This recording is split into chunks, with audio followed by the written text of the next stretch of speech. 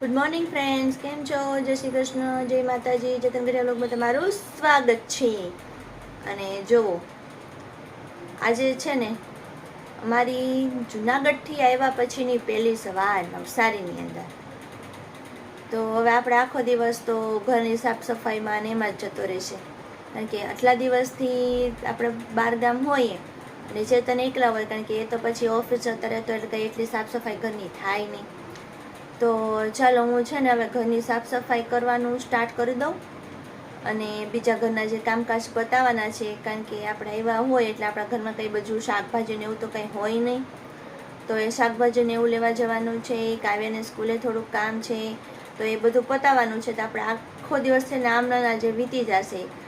તો ચલો આપણે છે ને હવે આખો દિવસ શું કરીએ છીએ ને તે જોઈએ. અને છે ને અત્યારે 9 વાગી ગયા છે અને તોય છે ને કાવ્યાબેન હજી સૂતા છે. જો છે ને કેવી આરામથી સૂતીશ. જોયું ને કેવી આરામથી સૂતીશ, કારણ કે બસમાં આવ્યા ને તમને થાક જ એટલો લાગ્યો છે ને, મારે તો સૂતા ભેગી સીધી સવાર જ થઈ ગઈ. અને જો હજી કાવ્યા સૂતે છે તો આપણે હજીને સુવા દઈશું, કારણ કે હજી સ્કૂલે જવાનું છે. તો મારે કાવ્યાને જવાનું છે એના યુનિફોર્મનું માપ આપવા માટે, પણ હજી વાર છે. ત્યાં સુધી ભલે આપણે એને સુવા દઈએ અને હું ઘરે બીજા કામકાજ છે પતાવવાના એ સ્ટાર્ટ કરી દઉં. રેડી થઈ ગયા છે કાવ્યાબેને, નાઈ ધોઈ લીધું ને રેડી થઈ ગયા. કાકા હવે ક્યાં જવાનું? સ્કૂલે. કાવ્યાના યુનિફોર્મનું માપ આપવા સ્કૂલે જવાનું છે. શાક માર્કેટમાં શાકભાજી ને ફ્રૂટ ને એવું બધું લેવા જવાનું છે. તો ચાલો તમે પણ અમારી સાથે, બરાબર? ચાલો જઈએ. હું કાવ્ય જઈએ કા કાવ્ય?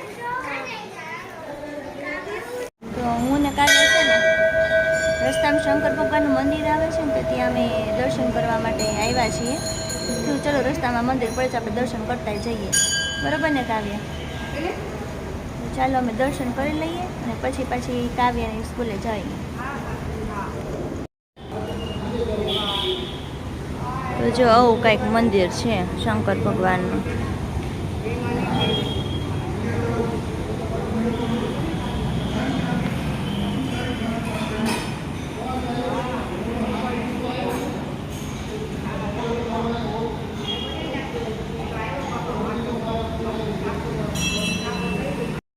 કાવ્યની સ્કૂલનો રસ્તો છે ભાઈ, આ તમે ચાલીને જઈએ છીએ.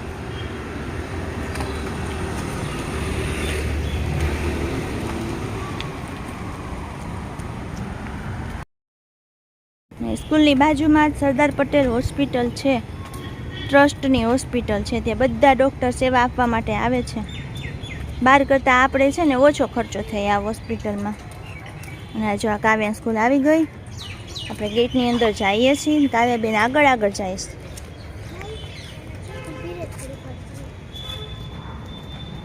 અને જો અહીંયા કંઈક ઓટલો હતો એ તોડી નાખ્યો છે. કંઈક કરવાના હશે. હું કે કહું કંઈક કરવાનું હશે ભાઈ. આપણને શું ખબર શું કરવાના હોય. રિપેરિંગ કામ ચાલતું હોય ને એવું લાગે છે. પરમિશન લીધી.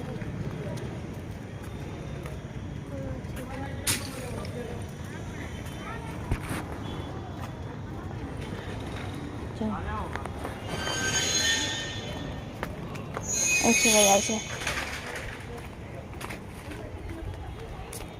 સ્કૂલનું ગાર્ડન છે. નાના હતા ત્યારે અમને અહીંયા રમાડતા. આપણે નાના હતા ને તો ક્યારે કહેશ કે અમને અહીંયા રમાડવા માટે લઈ આવતા. કેટલું સરસ થઈ ગયું છે.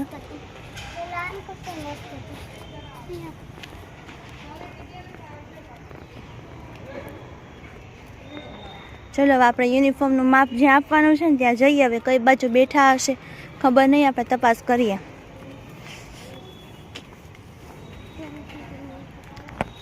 સરસ્વતી માતા છે ભાઈ આ તો.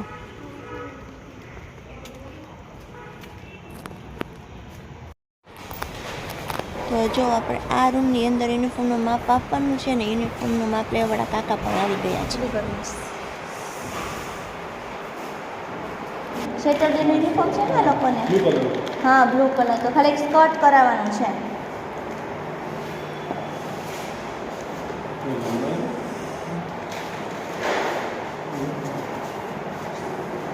લંબાઈ મોટી રાખજો. હા મમ્મી કેટલી રાખો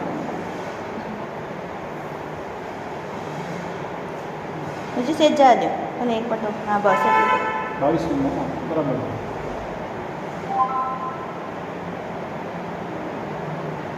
નંબર 22. હા લાંબુ રાખવું છે.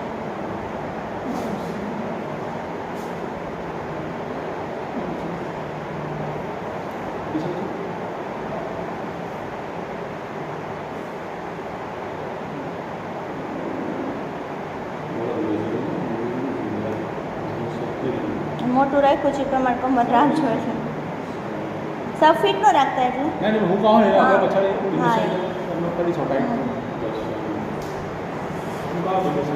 હું ફીટ નહીં રાખું બહુ ફીટ નહીં રાખવું.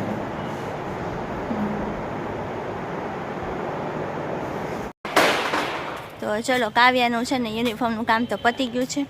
ખાલી એક સ્કર્ટ કરાવવાનું હતું તો એ માપ આપી દીધું છે. સ્કૂલ શરૂ થશે ને કાવ્યા ત્યારે તને આપી છે ત્યારે મળશે. ચાલો હવે આપણે શાક માર્કેટમાં જવાનું છે અને બીજા બધા કામ પતાવવાના છે તો એ પતાવી દઈએ.